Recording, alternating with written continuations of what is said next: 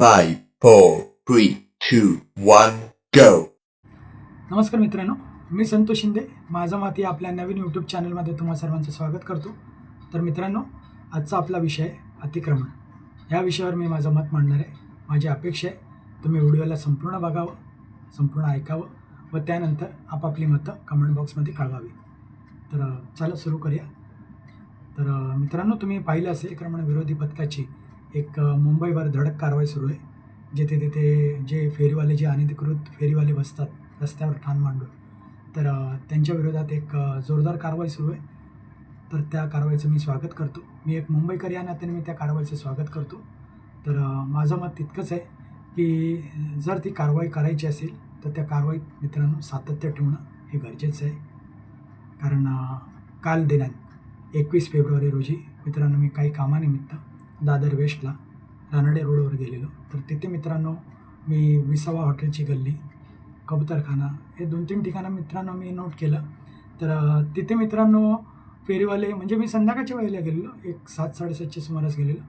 तर तिथे काही अनधिकृत फेरीवाले, जसं म्हणजे पोलीस जे अतिक्रमण विरोधी जे पोलीस होते त्यांची जशी पाठ फिरली तसं पटकन ते लोक धंदा लावत होते व आपापला माल विक्री करत होते.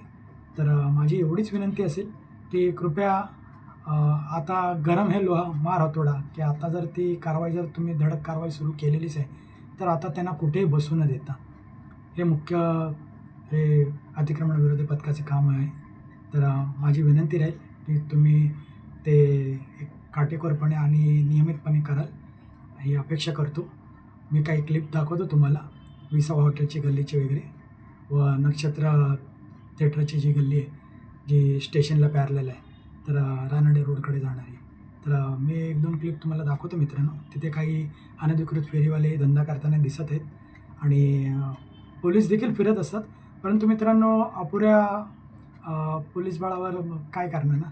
तर त्यामुळे माझी विनंती राहील सरकारला की जास्तीत जास्त पोलीस बळ वापरून तुम्ही तिथे कोणी बसणार नाही याची दक्षता घ्यावी व मुंबईकरांना मोकळे रस्ते मिळावेत ही अपेक्षा करतो.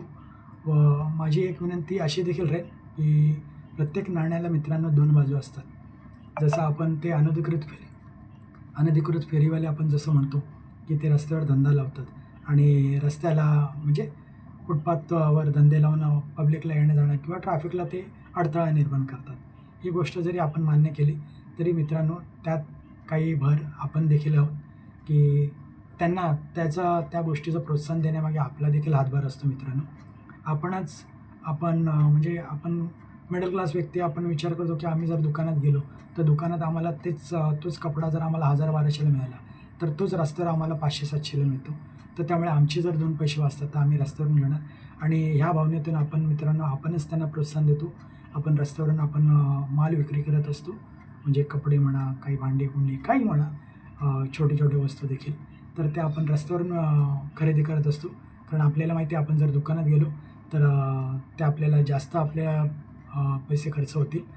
तर त्यामुळे आपण ते रस्त्यावरून घेण्याचा प्रयत्न करतो. तर त्या गोष्टीला आपण देखील ते तितकंच जबाबदार आहोत मित्रांनो.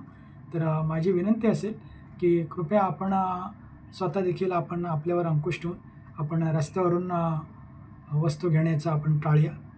जेणेकरून त्यांना देखील प्रोत्साहन मिळणार नाही आणि BMCला कारवाई अधिकाधिक कडक करण्याचं अजून त्यांना देखील त्याच्याने बळ मिळेल. जेणेकरून जर पब्लिकच घेणार नाही तर तिकडे त्यांचा देखील तो वावर कमी होईल व अतिक्रमण विरोधी पथकाचं काम देखील थोडंफार सोपं होईल. हे माझं मत आहे मित्रांनो. तर तुम्हाला काय वाटतं हे मला कमेंट बॉक्समध्ये अवश्य कळवा. धन्यवाद.